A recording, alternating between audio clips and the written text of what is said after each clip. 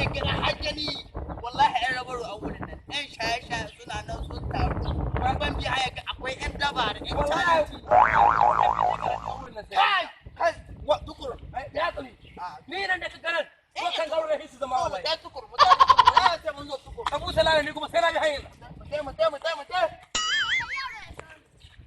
to me haka ne ni ko ni ka gani ko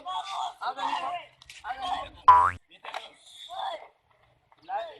ya rasulullah Allah la ilaha illallah muhammadur rasulullah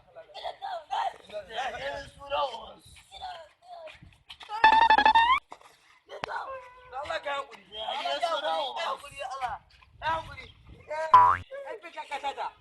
ɗan kakata kowa shi mara ke Allah ka hankuri kowa shi mara ke